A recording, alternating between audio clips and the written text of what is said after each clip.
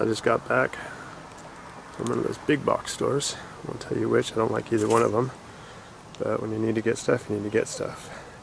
Got all the stuff for the flooring and the walls, a little bit for the ceiling, got my insulation. Also got all my barriers, my water barriers, some other stuff. I got to do some more body work in the van. So I'm going to show you what that is. As my neighbor drives by. Show you what our project is for today. Finishing up the body work. We're going to get it done and then we're going to start laying floors. Good times. I'm sure you remember this corner. Further, we're going to end up replacing that steel. This beam is rotted out all the way to the bottom. It's kind of hard to see. You see the hole there? We're going to rebuild that. And I'm going to attach that to some new sheet metal right here. This front part in white is kind of rotted through. I'm going to put another patch on top of that, use some more panel bond, glue all that together, and seal all that stuff up. And one of the other things when you drive this van, you notice she makes a lot of noise. First, you have a big echo chamber. You can't do much as far as that design, but there's a lot of other stuff that can be done. I saw this and thought it was interesting and came up to the last part of what I need to do before I start sealing up the interior. As you can see, the van is made up of some vertical ribs. I got 4 on that side, got 1 on this side, and then I've got all the pillars around all the doors. I also have a couple ribs up on the roof. Of course the rear one, which I don't know how it looks right there. As the van goes back and forth, things will shake. Because this is an external panel and this is a rib, what the factory does with these is to actually glue them together. If you look right here, that's some of the old glue. It all came out and rusted, and then these welds broke. You can see how that whole thing moves. The whole thing in here moves.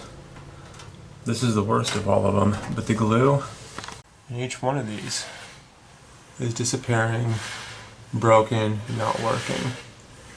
So what that does is create a big echoing wall.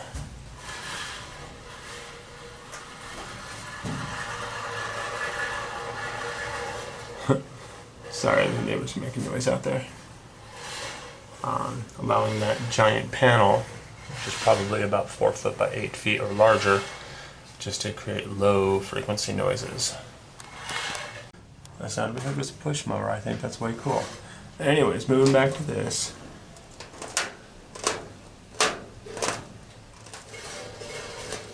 You hear the noise of the paneling moving as I push it. Most of the glue is gone.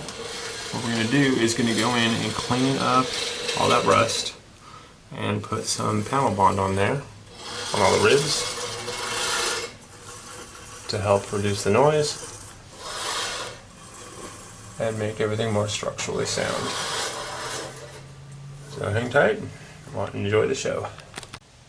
Here's one angle of the cardboard template I just cut out. And here's a closer one. We got it where I got that curve.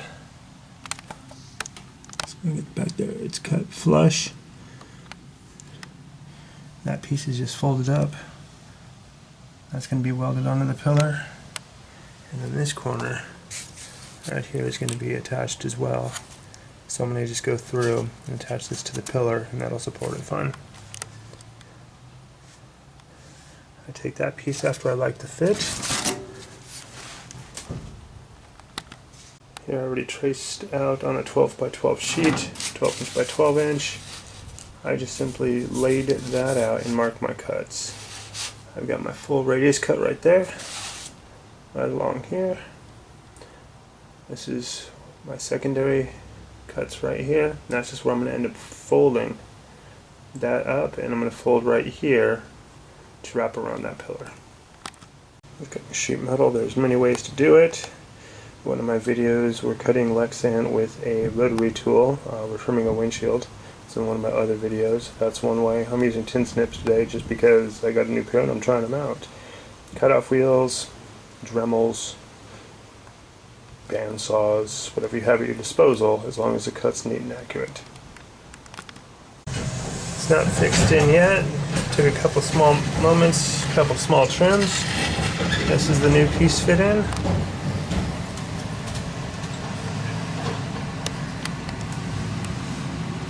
It's going to be welded to that pillar. Thing's going to be sealed up so it doesn't start any rust. Side note, if you can see the rust already forming on that panel, the reason I'm specifically using gloves when I handle the sheet metal, your hands will create rust. You won't see it the first day or two, but it will form and it will just take off from there. So I'm going to actually wire wheel that and clean up and treat all that as well. But anytime you're using raw sheet metal, definitely want to keep your hands covered. That's the little cover for the front. I gotta glue them both down, but I'll do that in a while. The epoxy stuff I'm using is about 60 bucks a tube. I want to get every penny's worth. I'm gonna now go over to the pillars and just start sanding them.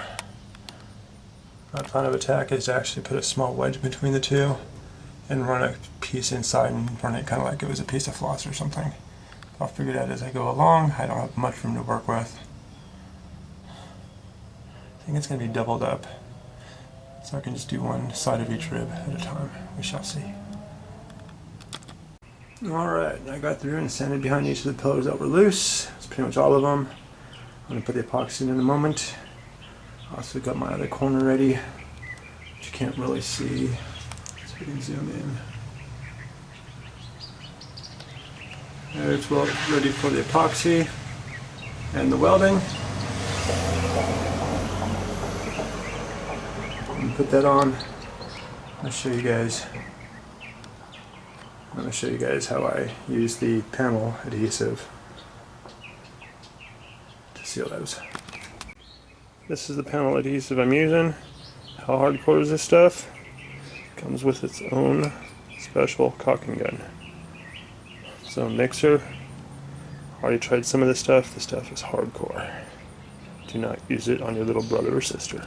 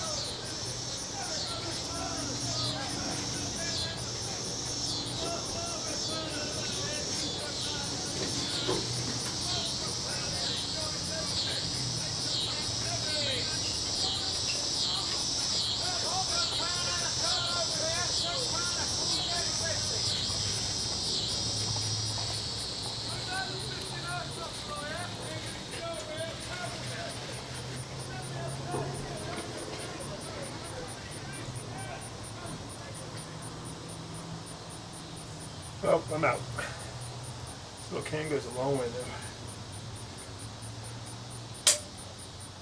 Those are the worst ones right there. Got another solution for the rest, but that's pretty much all I'm bonding those. Still got the ribs here, but that rib's been done. Both panels, a lot of panels been done. 1, 2, almost 3 ribs have been done. Stay tuned for more projects, more episodes, and more whatever you want to call them on our 65 O'Connell line, our 1965 O'Connell line camper van conversion. Thank you for watching. And I did space to turn off the camera.